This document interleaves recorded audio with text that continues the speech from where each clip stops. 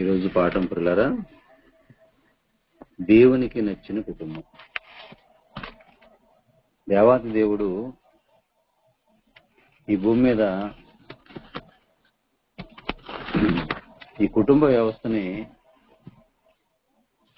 ఏర్పాటు చేయాలని తన యొక్క సంకల్పంలో ఎంతో కోరిక కలిగి ఉన్నాడు. కాబట్టి మనం ఆలోచన చేస్తే ఈరోజు ప్రపంచంలో అనేక కుటుంబాలు ఉన్నాయి. కానీ ప్రియులారా, ఈ కుటుంబాలు అంటే మనం ఈ లోక సంబంధమైనటువంటి కుటుంబాలు చాలా మంది తరతరాలుగా మా కుటుంబం గొప్పది, మా కుటుంబం గొప్పది అని ఈ భూమి మీద ఉన్నటువంటి కుటుంబాలు దేవునికి నచ్చిన కుటుంబాలు కోసం ప్రయాసపట్టలేదు. భూమి మీద మానవ ఆలోచనతో, మానవ ఉద్దేశాలతో ఈ రోజున ఎవరికి వారు అతిశయిస్తున్నారు. మా కుటుంబం గొప్పది, మా కుటుంబం గొప్పదని రకరకాలుగా ఈ భూమి మీద భూ సంబంధమైనటువంటి కుటుంబాల కోసమే ప్రయాసపడుతున్నారు తప్ప, కానీ దేవునికి నచ్చినటువంటి కుటుంబం మన కుటుంబం ఉందా అనేది ఒకసారి మనం ఆలోచించాలి ప్రియులారా. ఎందుకంటే ఈరోజు మనం పోరాటంలో ప్రియులారా ఈ లోకంలోకి వచ్చిన తర్వాత మనము అసలు దేవునికి నచ్చిన కుటుంబంలా మన కుటుంబం ఉందా లేదా అనేది ఈరోజు చూసుకోవట్లేదు. క్రైస్తవ్యంలో ప్రియులారా ఎలా ఉందంటే, ఎంతవరకు లోకంలో ఉన్నటువంటి వాళ్ళకి క్రైస్తవ కుటుంబాలకి తేడా ఏం కనిపించట్లేదు. ఈరోజు లోకంలో ఉన్నటువంటి వాళ్ళకి క్రైస్తవ కుటుంబాలకి తేడా ఏం కనిపించట్లేదు. కానీ ప్రియులారా, మనం ఆలోచన చేస్తే దేవాది దేవుడు కోరుకున్నటువంటి కుటుంబం, దేవునికి నచ్చిన కుటుంబం. ఈరోజు పాఠం దేవునికి నచ్చిన కుటుంబం అంటే ప్రియులారా, అది చాలా అద్భుతమైనటువంటి విషయం. దేవునికి నచ్చిన కుటుంబం బైబిల్ గ్రంథాన్ని మనం పరిశీలన చేస్తున్నాం. ఈరోజు కుటుంబాలుగా ఉన్నాయి అని సంతోషపడుతున్నాం. ఈ కుటుంబాలు వెనక కారణం ఏంటంటే దేవాతి దేవుని కోరిక. అందుకే మనం ఎఫెసీ పత్రిక చదువుకుంటూ ఉంటాం. ఒకసారి మనం ఆలోచన చేస్తే ప్రియులారా, ఈరోజు కుటుంబ వ్యవస్థను బట్టి కుటుంబాలు చాలా సంతోషపడుతున్నాయి, కానీ దేవుడు అనుకున్నట్టుగా సంతోషపడతలేదు. దేవుడు సంతోషపడలే కుటుంబాల ద్వారా. చూడండి, ఎఫెసీ పత్రిక 5వ అధ్యాయం చూస్తే, 5వ అధ్యాయము చూస్తే ప్రియులారా, ఈ మనం 5వ అధ్యాయం 3వ అధ్యాయం చూస్తే 14వ వచనం చూస్తే, పరలోకమందును భూమి మీదను ఉన్న ప్రతి కుటుంబము ఏ తండ్రిని బట్టి కుటుంబం అని పిలువబడుతున్నదో ఆ తండ్రి ఎదుట నేను మా కాళ్ళుని. చూసారా, భూమి మీద ఉన్న ప్రతి కుటుంబము ఏ తండ్రిని బట్టి కుటుంబం అని పిలువబడుతుంది. ఈరోజు ప్రియులారా, కుటుంబ వ్యవస్థలన్నీ కూడా ఎలా ఉన్నాయంటే ఆత్మ సంబంధమైనటువంటి కుటుంబాలుగా కనిపించట్లేదు, లోక సంబంధమైనటువంటి కుటుంబాలుగా. వారి పేరు ప్రతిష్టలు చూడండి, ఎక్కువగా ప్రయాసపడుతున్నారు. ఆత్మ సంబంధమైన కుటుంబాలుగా పిలువబడాలి, దేవుని కుటుంబంగా పిలువబడాలన్న ఆలోచన పక్కన పెట్టేసి, అంటే ఈ భూమి మీద ఉన్న కుటుంబాలన్నిటికీ గల కారణం ఏమిటయ్యా అని మనం ఆలోచన చేస్తే, దేవాది దేవుడు ఈ భూమి మీద ఉన్నటువంటి కుటుంబ వ్యవస్థలన్నీ ఉన్నాయంటే కారణం దేవుడే. కానీ దేవుడు కుటుంబంగా పిలువబడుతున్నారంటే దేవుని కుటుంబంగా పిలువబడట్లేదు. అన్నగారి కుటుంబం అని అలానే రకరకాల పేర్లండి, ఇక మీకు తెలుసు, నేను చెప్పవసరం లేదు. ఫలాని రకరకాలుగా పిలువబడుతున్నారే తప్ప నిజంగా దేవుడు ఎంతగా ఏమండి కష్టపడి ఈ రోజున ఈ భూమి మీద ఈ వ్యవస్థలన్నీ, నిజంగా మనుషులు ఈ లోకాన్ని చూసి అతిశయపడుతున్నారు. ఈ లోకంలో ఉన్నటువంటి భోగాలు చూసి అతిశయపడుతున్నారు తప్ప దేవాది దేవుడుని బట్టి అతిశయించేటటువంటి కుటుంబాలు కనిపించట్లేదు. పరలోకమందున తండ్రి ఈ రోజున పరలోకమందున్నటువంటి చూడండి, భూమి మీద ఉన్న ప్రతి కుటుంబము నిజంగా దేవుని కుటుంబంగా పిలువబడుతుందా? మన కుటుంబం ఒక్కసారి మనసు పెట్టి ఆలోచించాలండి. దేవుని కుటుంబముగా పిలువబడాలంటే ఎంత కష్టమో తెలుసండి, ఎంత శ్రమ పడాలో తెలుసా అండి? ఎంతగా శ్రమ పడాలో ఆలోచించండి అండి. ఈరోజు ప్రేమైన వర్లరా, ఈ లోకంలోకి వచ్చిన తర్వాత ప్రతి కుటుంబం కూడా దేవుని కుటుంబంగా పిలువబడాలి. ఒక అబ్రహాము చూడండి, అబ్రహాము దేవుడిని పిలువబడ్డాడు, యాకోబు దేవుడిని పిలువబడ్డాడు, ఇసాకు దేవుడిని పిలువబడ్డాడు. నిజంగా పిల్లరా, మనం కూడా దేవుని కుటుంబంగా మన కుటుంబాలు దేవుని కుటుంబంగా పిలువబడుతున్నాయా? ఒకసారి ఆలోచించండి. ఈ కుటుంబ వ్యవస్థలను దేవుడు ఎందుకు ఏర్పాటు చేశాడు? నిజంగా ప్రతి కుటుంబం కూడా తన కుటుంబంగా పిలువబడాలని. అందుకని ఆనాటి ఇశ్రాయేలుని చూసి ఎంతో బాధపడ్డాడండి. సమస్తాన్ని సమకూర్చినటువంటి దేవుడు తన పిల్లలాగా తన కుటుంబంగా నిజంగా దేవుని కుటుంబాలుగా పిలువబడాలనుకుంటే వాళ్ళు ఏమైపోయారు చూడండి. ఒకసారి ఆలోచన చేయండి. యెహోషువ గ్రంథాన్ని మనం ఒకసారి ఆలోచన చేస్తే, యెహోషువ గ్రంథము 24వ అధ్యాయము, యెహోషువ గ్రంథము 24వ అధ్యాయము చూస్తే ప్రియులారా 24వ అధ్యాయము చూడండి, ఒక మంచి అద్భుతమైనటువంటి మాట చూద్దాం. ప్రియులారా చూడండి, 12వ వచనం 11వ వచనం చూస్తే ఇక్కడ యెహోషువ జ్ఞాపకం చేస్తున్నాడండి. ఏం జ్ఞాపకం చేస్తున్నాడు చూడండి. మరియు నేను మీకు 11వ వచనం, మీరు యొర్దాను దాటి ఎరికో దగ్గరికి వచ్చినప్పుడు ఎరికోకు యజమానులకు అమోరీయుల, పెర్జీయులు, కానానీయులు, హిత్తీయులు, గిర్గాషీయులు, హివ్వీయులు, హేబీషులు వారు మీతో యుద్ధము చేయగా నేను వారిని మీ చేతికి అప్పగించుకుని. చూసారా, ఈరోజు ప్రియులారా మనం ఈ స్థితిలో ఉన్నామంటే, ఈ పరిస్థితిలో ఉన్నామంటే మనం ప్రియులారా దేవుని జ్ఞాపకం చేసుకోవాలి. తండ్రి అయిన దేవుని జ్ఞాపకం చేసుకోవాలి. నిజంగా ప్రియులారా ఈ స్థితిలో ఈ పరిస్థితిలో ఉన్నామంటే మనల్ని ఈ విధంగా ప్రతి దినము కూడా వాక్యంలోకి వచ్చామండి. అసలు క్రీస్తులోకి రావడం అంటేనే అది దేవాది దేవుని యొక్క సంకల్పం. అది నిజంగా ఆయన సంకల్పంలోకి వచ్చినటువంటి మనం మరలా తప్పిపోకుండా ఉండాలంటే మనం ప్రయాసపడాలి. ఎస్, మన కుటుంబం దేవుని కుటుంబంగా పిలువబడుతుందా అనేది ఒకసారి ఆలోచించాలి. నిజంగా ప్రియులారా దేవుని కుటుంబంగా పిలువబడాలంటే కష్టపడాలి. ఇక్కడ చెప్తున్నాడు దేవాతి దేవుడు యెహోషువ చేత మాట్లాడుతున్నటువంటి మాట ఏంటంటే, మీకు మీ చేతికి వారిని అప్పగించి, మరియు నేను మీకు ముందుగా కందిరీగలను పంపితిని. నీ ఖడ్గం కాదు, నీ విల్లు కాదు గాని అవే అమోరీయుల రాజులనిద్దరినీ తోలివేసాను. చూసారా ఏమండి, దేవుని పనిలో కందిరీగలు కూడా వాడబడుతున్నాయని ఎంత గొప్పగా అండి కందిరీగల గురించి దేవుడు రాయించాడు. నిజంగా ప్రియులారా మన గురించి రాయించాలంటే మనం ఎంతగా దేవుని కుటుంబంగా, ఎంతగా దేవునికి ఇష్టంగా ఉండాలి.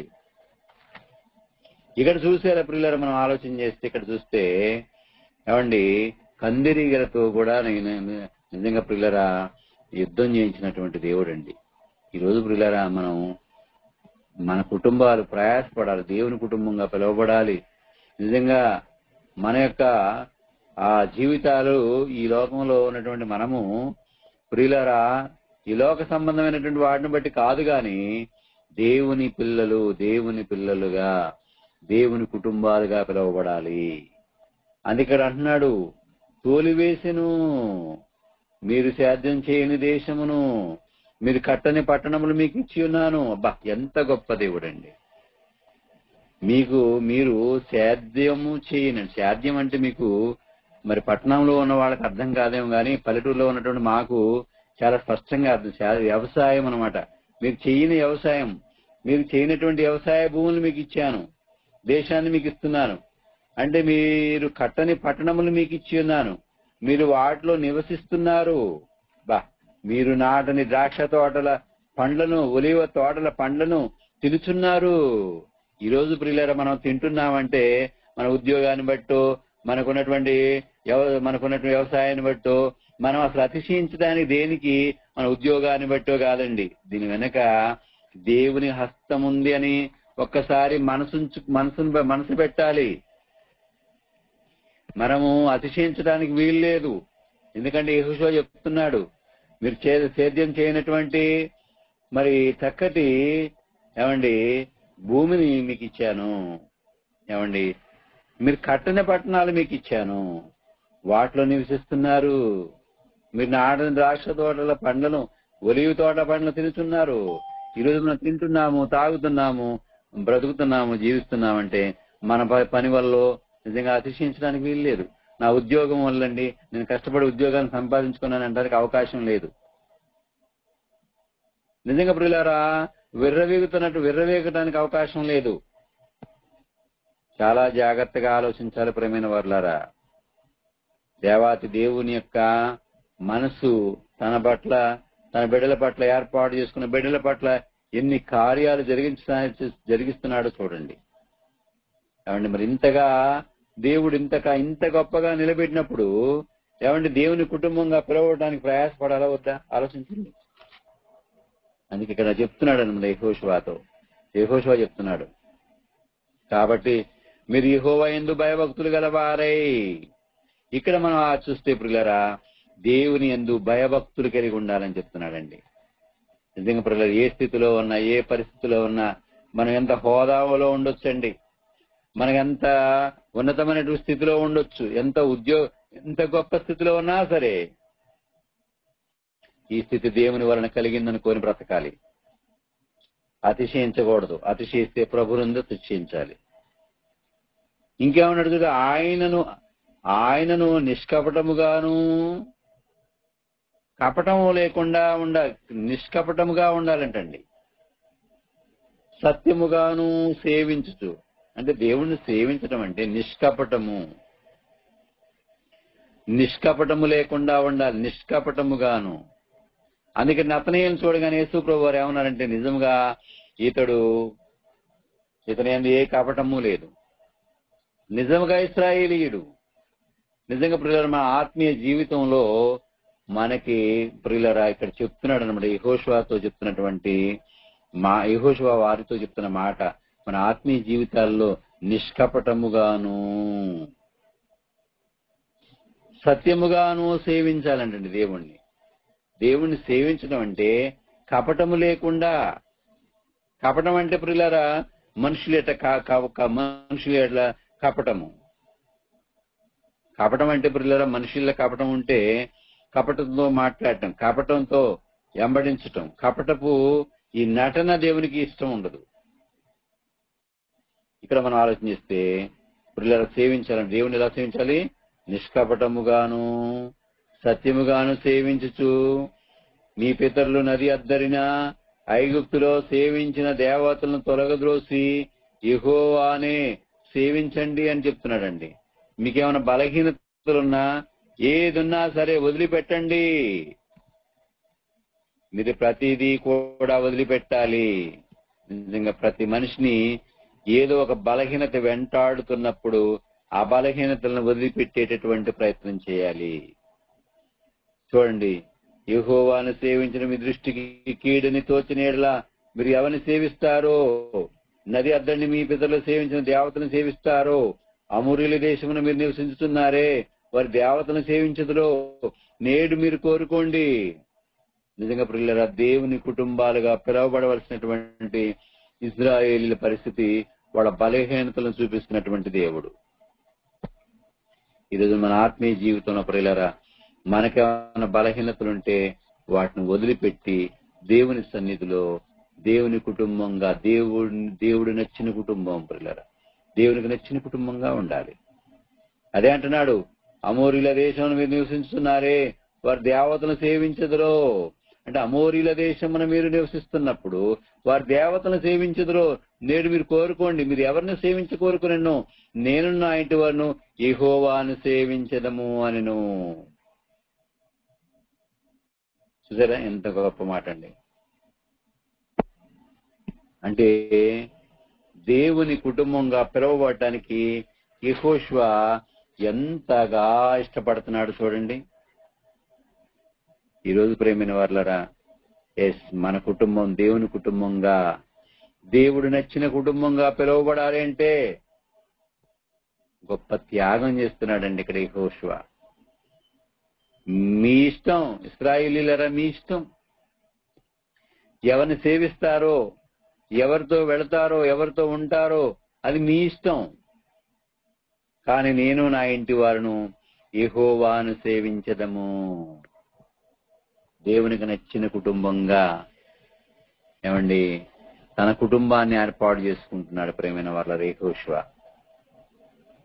అందుకనే ఆదికాండం 7వ అధ్యాయంలో కూడా ప్రియులారా మనం ఆలోచన చేస్తే యెహోవా అంటున్నాడు, ఈ తరములో నీవే నీతిమంతుడు అయిండుట నేను చూసితిని. నీవును నీ ఇంటి వారును యెహోవాను, నీవు నీ ఇంటి వారు వాడలో ప్రవేశించండి. ఆనాటి ప్రపంచం ప్రేమైన వారిలా తినుచు త్రాగుచు నారు నాడుచు ఇల్లు కట్టుచు లోకములో లోకమే గొప్ప భాగ్యం అనుకుంది. దేవుని కుటుంబంగా, దేవునికి నచ్చిన కుటుంబంగా పిలువబడిందా? ఒకసారి ఆలోచన చేయండి. మనం అందరం ఆలోచన చేద్దాం. చూడండి, లూకాసు వార్త 17వ అధ్యాయము 16వ వచనం చూద్దాం ప్రేమైన వారులారా. లూకాసు వార్త 17వ అధ్యాయము 16వ వచనం చూస్తే ప్రియులారా, యేసు ప్రభు వారు మరలా ఎప్పుడో జరిగినటువంటి నోవాహు దినాల్లో జరిగినటువంటి సందర్భాన్ని మనకి జ్ఞాపకం చేస్తున్నాడు. అంత అవసరం అంటారా? ఆలోచన చేయండి. ఇక్కడ చూస్తే ప్రియులారా, 26వ నోవాహు దినములలో జరిగినట్టు మనిషి కుమారు దినములో జరుగును. నోవాహు వాళ్ళలోనికి వెళ్లిన దినం వరకు జనులు తినుచు త్రాగుచు పెండ్లాడుచు పెండ్లికి వడుచు ఉండిరి. నిజంగా లోతు దినములో జరిగినట్టు జరుగునండి. చూసారా ప్రియులారా, కోడింగ్ ఎలా చేస్తున్నాడు? కోడింగ్ చెప్తున్నాడు అన్నమాట. మనకి ఇంటిస్తున్నాడు. మీరు దేవుని కుటుంబంగా పిలువబడాలి. నోవాహు దినాల్లో దేవుని కుటుంబంగా పిలువబడ్డాడు నోవాహు. దేవునికి నచ్చిన కుటుంబం నోవాహు కుటుంబం అండి. ఇంకా మనం ఆలోచన చేస్తే ప్రియులారా, పేతురుపత్రిక చూస్తే అక్కడ కూడా మంచి సందర్భాన్ని దేవుడు రాయించి చూద్దామండి. పేతురుపత్రిక మొదటి పేతురు పత్రిక చూస్తే ప్రియులారా, మొదటి పేతురు పత్రిక 3వ అధ్యాయము 19వ వచనాన్ని ఒకసారి మనం పరిశీలన చేస్తే, దేవుని దీర్ఘశాంతము. నిజంగా దేవుడు దీర్ఘశాంతంగా ఉన్నప్పుడు నిజంగా ప్రియులారా అంతా బాగుంటుందండి, అంతా బాగుంటది. కానీ ప్రియులారా ఇక్కడ మనం ఆలోచన చేస్తే ఆయన కనిపెడుతున్నప్పుడు పూర్వం నోవాహు దినములలో వాడ సిద్ధపరుస్తుండగా, ఈరోజు ఆన్లైన్ తరగతులు ఏ విధంగా అయితే మనం సిద్ధపాటు చేసుకుంటున్నామో, ఆదివారం ఏ విధంగా ప్రార్థనకు వెళ్తున్నామో, గురువారం ప్రార్థన ఏ విధంగా పెట్టుకుంటున్నామో, శుక్రవారం ఏ విధంగా ప్రార్థన పెట్టుకుంటున్నామో, ఆలోచన కలిగినటువంటి జీవితాలు నిజంగా ప్రియులారా ఆ దినాల్లో ఆలోచన కలిగిన జీవితాలు లేవు. ఎలాంటి ఆలోచన ఉందంటే, లోక సంబంధమైనటువంటి కుటుంబాలుగా పిలువబడాలంటే, లోకంలో ఈరోజు గొప్పగా పిలువబడాలంటే మంచి అధికారము, ఏమండి మంచి ఉద్యోగము, మంచి లగ్జరీ జీవితము వలన ఏమండి గొప్పగా మనం పిలువబడతాం. అంటే వాటి కోసం కాదు. ఇక్కడ చూస్తే పిల్లలు మనం ఆలోచన చేస్తే, వాడ సిద్ధపరుస్తుండగా, ఏమండి నోవాహు వాడ సిద్ధపరుస్తుండగా ఎంత చక్కగా ఏమండి నోవాహు దినములలో వాడ సిద్ధపరుచుతుండగా. ఈరోజు మన కుటుంబాలు ప్రేమైన వాళ్ళారా, ఆనాటి కంటే ఈనాటి పరిస్థితులు భయంకరంగా ఉన్నాయి. ఆనాటి కంటే ఇంకా డెవలప్మెంట్ ఎక్కువైపోయింది. ఈరోజు పాపం విస్తరించింది ప్రేమైన వాళ్ళారా.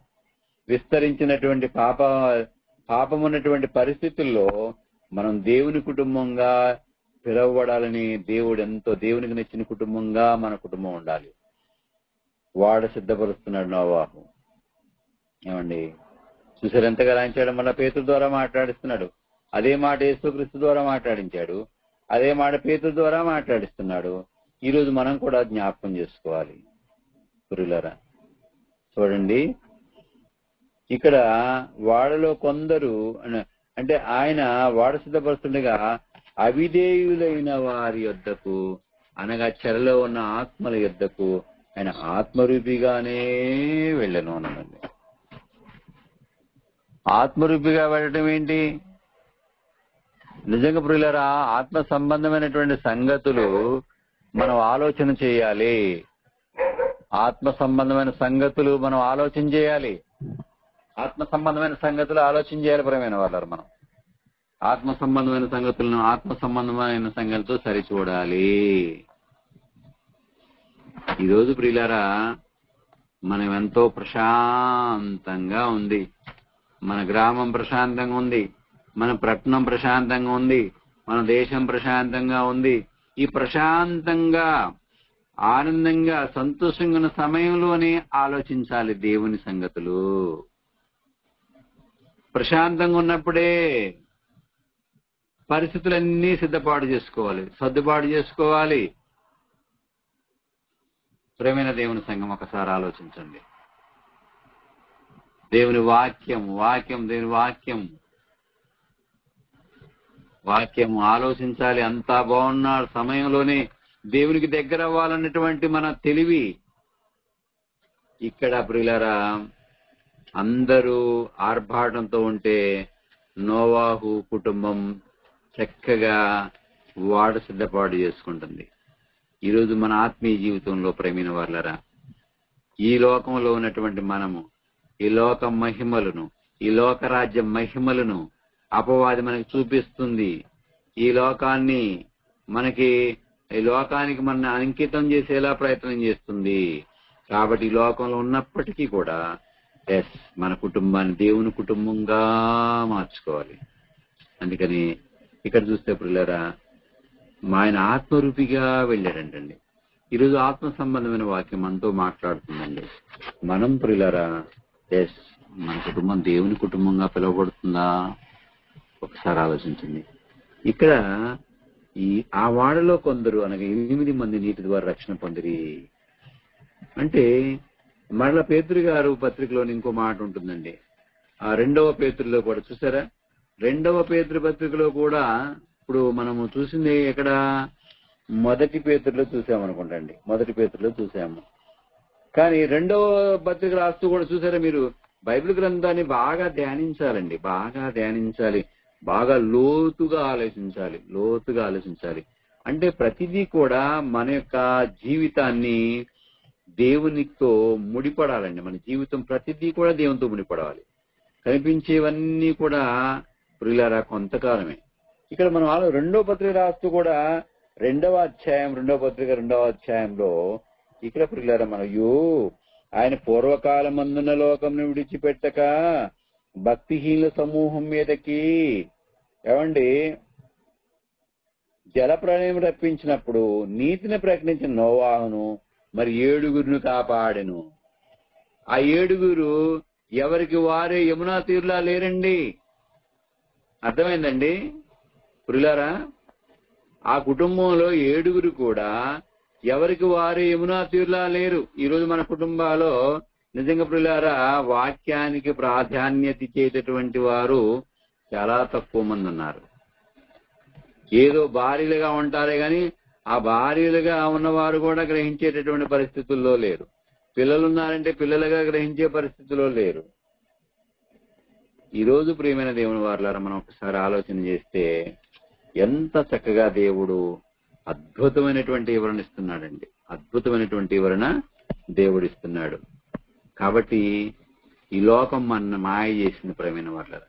అపవాది యేసుక్రీస్తు అంతటి వాణ్ణి ఈ లోకాన్ని చూపిస్తుందే తప్ప ఇక ఆత్మ సంబంధమైనటువంటి వాటిని ఆయన చూపించింది యేసుక్రీస్తు వారికి ఏమీ చూపించలేదు.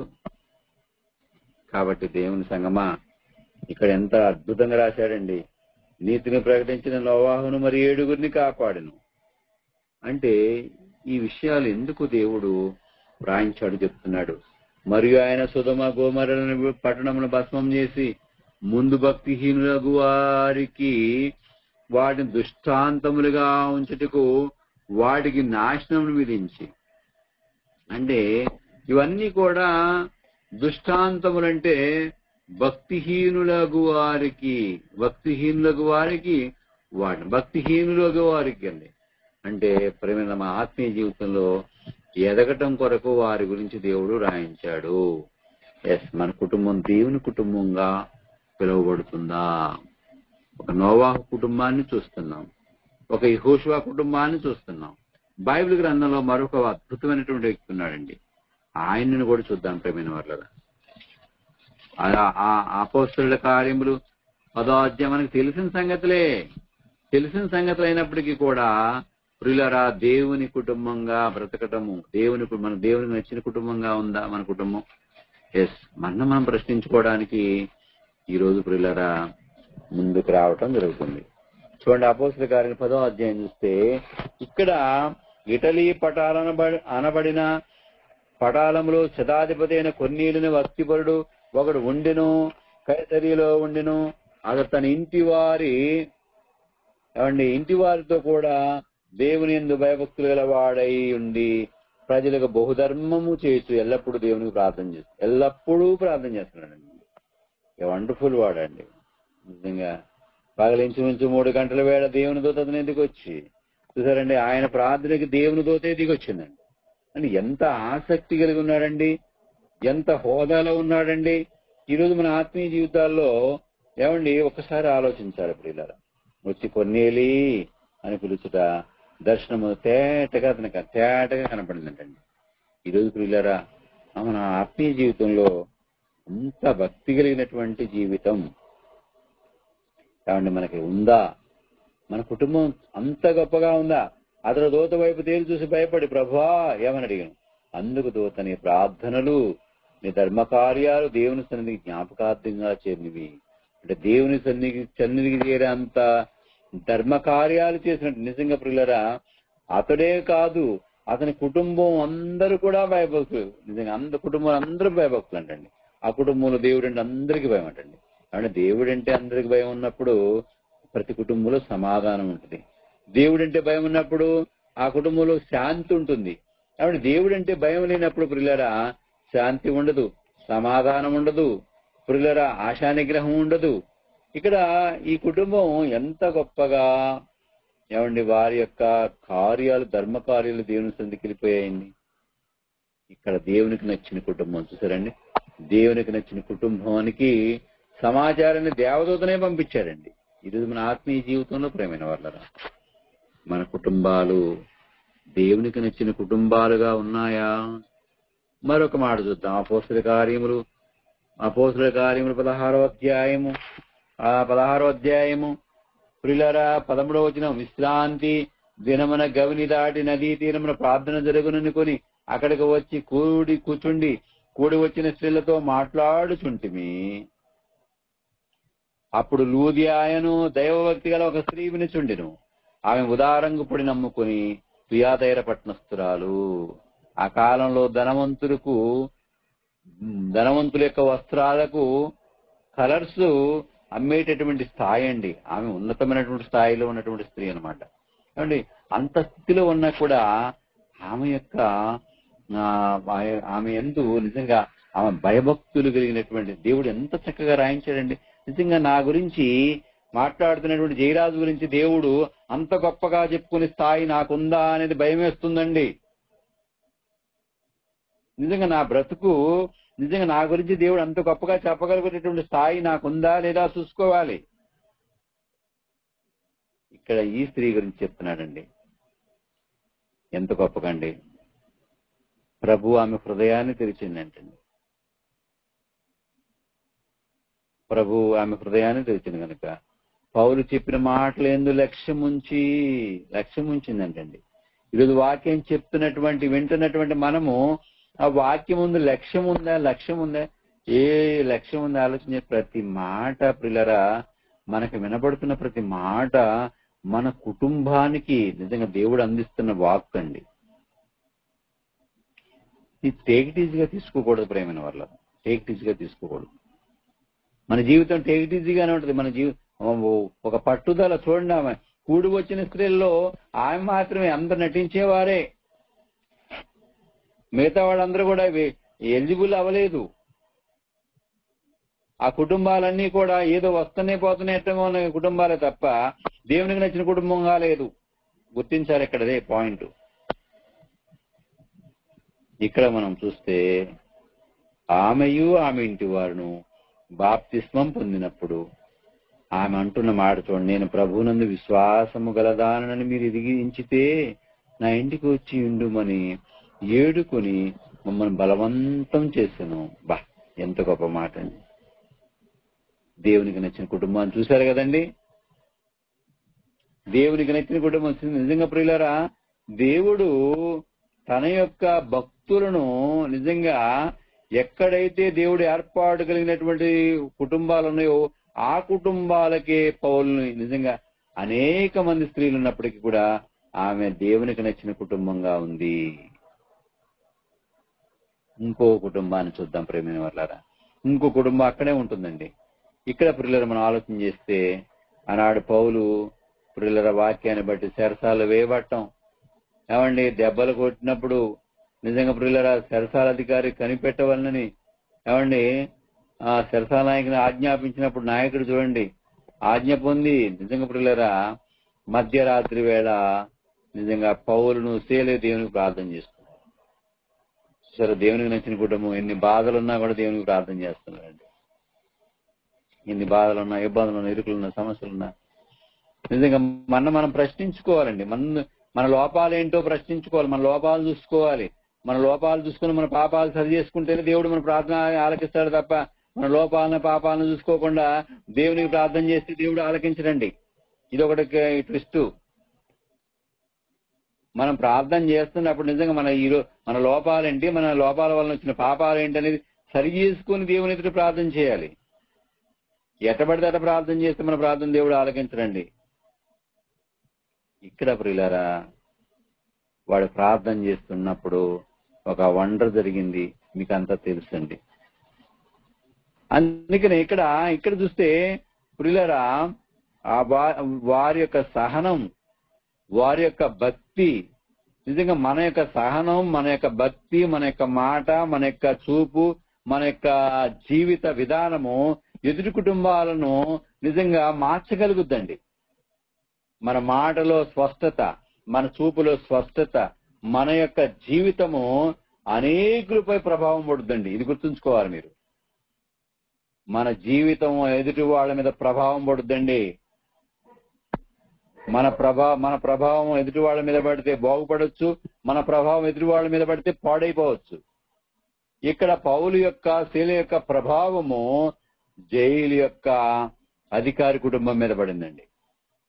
ప్రభావం చూసారు ఏమన్నాడు, అయ్యలారా రక్షణ పొందుటకు నేనేమి చేయవలను? అందుకు వారు ప్రభు అయిన యేసునందు విశ్వాసం ఉంచినప్పుడు నీవును నీ ఇంటి వారును రక్షణ పొందుదరని చెప్పి అతని ఇంటి ఉన్న వారందరికీ దేవుని వాక్యాన్ని బోధించి ఆ రాత్రి గడియలోనే అతడు వారిని తీసుకుని వచ్చి వారి గాయములు కడిగిన వెంటనే అతడును అతని ఇంటి వారందరినూ బాప్తిసం పొందిరి. మరియు అతడు వారిని ఇంటికి తోడుకుని వచ్చి భోజనం పెట్టి దేవుని విశ్వాసం ఇచ్చిన వాడి తన ఇంటి వారందరితో కూడా ఆయన ఆనందించి దేవునికి నచ్చిన కుటుంబం. చూడండి సార్, ఎంత గొప్ప సంగతి అండి. ప్రేమైన దేవుని సంగమా, మన కుటుంబాలు దేవునికి నచ్చిన కుటుంబంలా ఉందా? దేవునికి నచ్చిన కుటుంబం. ఒక యెహోషువ కుటుంబం చూపిస్తున్నాను, ఒక నోవాహు కుటుంబం చూపిస్తున్నాము, ఒక తుయాతైర పట్టణస్థురాలు ఆమె కుటుంబాన్ని చూస్తున్నాము, ఒక ఇక్కడ మన శతాధిపతి కుటుంబాన్ని చూస్తున్నాం. ప్రేమైన వాళ్ళు ఇక్కడ పిల్లలు చూస్తే చెరసాల నాయకుడి కుటుంబాన్ని చూస్తున్నామండి. ప్రేమైన దేవుని సంగమా, ఆలోచిస్తున్నామా? మనం ప్రయాసపడుతున్నామా? మనం కుటుంబం కూడా దేవుని కుటుంబంగా పిలువబడటం కోసం ప్రయాసపడుతున్నామా? ఒకసారి ఆలోచించండి. నిజంగా పిల్లరా, ప్రేమైన దేవుని సంగమా, ఈ రాత్రికాల సమయంలో మనము ఏ తండ్రిని పరలోకమందును భూమి మీదను ఏ తండ్రిని బట్టి కుటుంబంగా పిలువబడుతుందో, ఏ తండ్రిని బట్టి కుటుంబంగా పిలువబడుతుంది? ఒకసారి ఆ దేవునికి నచ్చిన కుటుంబంగా ఉందా మన కుటుంబం? దేవునికి నచ్చిన కుటుంబంగా మనం ప్రతి ఒక్కరం కూడా ప్రయాసపడాలి. కాబట్టి ప్రేమైన దేవుని వాళ్ళరా, దేవునికి నచ్చిన కుటుంబాల కోసమే, దేవుడి ఇష్ట ప్రకారమైన కుటుంబాల కోసం దేవుడు ఈ భూమి మీద మనకు కుటుంబాలను ఇచ్చాడు సంగతి సర్వమానవాళి మర్చిపోయి ఈ లోక సంబంధమైనటువంటి పేరు ప్రతిష్టల కోసం కుటుంబాలు ప్రయాసపడుతున్నాయి ప్రియులారా. కానీ మనం అలా ఉండకూడదు.